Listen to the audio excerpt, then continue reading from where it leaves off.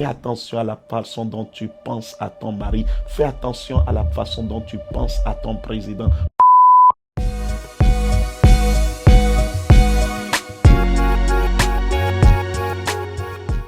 Shalom bien-aimés, cet après-midi, je voudrais vous parler de la pensée et je veux vous lire ce texte extraordinaire. Ecclésiaste 10, nous sommes au verset 20, la Bible déclare « Ne maudis pas le roi, même dans ta pensée, et ne maudis pas le riche dans la chambre où tu couches, car l'oiseau du ciel emporterait ta voix et l'animal ailé publierait tes paroles. » Bien-aimés dans le Seigneur, devant Dieu, rien n'est caché. Dans le monde des esprits, la pensée est définie comme étant la parole intérieure. Toutes les fois où tu penses, tu dois te rendre compte que il y a un oiseau qui emporterait ta voix. Il y a un animal ailé qui publierait tes paroles. Rien n'est caché devant le Seigneur.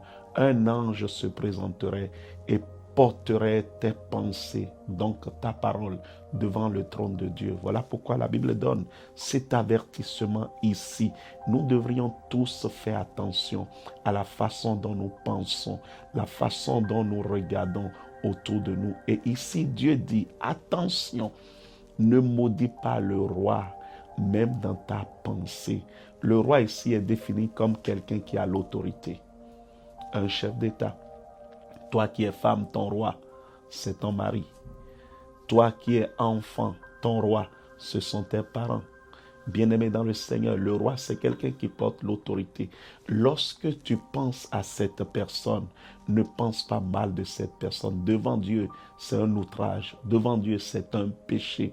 Et Dieu n'a pas besoin que tu ouvres la bouche pour parler, car c'est de l'abondance du cœur que la bouche s'exprime. Fais attention à la façon dont tu regardes ton mari. Fais attention à la façon dont tu penses à ton mari. Fais attention à la façon dont tu penses à ton président. Fais attention à la façon dont tu penses à quelqu'un qui détient l'autorité. Devant Dieu, tu deviens coupable. Et la Bible continue et dit, ne maudis pas le riche dans la chambre où tu couches. Le riche, c'est celui qui détient quelque chose. Ne maudis pas quelqu'un qui t'a fait du bien. Ne maudis pas quelqu'un qui t'a élevé, quelqu'un qui t'a donné quelque chose, quelqu'un qui a pris soin de toi. Enfant, fais attention à la façon dont tu regardes tes parents. Ceci pour nous dire tous ensemble, attention à la façon dont nous pensons. L'Éternel voit toutes choses et nous aurons la récompense de la façon dont chacun pense. Au nom de Jésus-Christ. Amen. Shalom chez vous.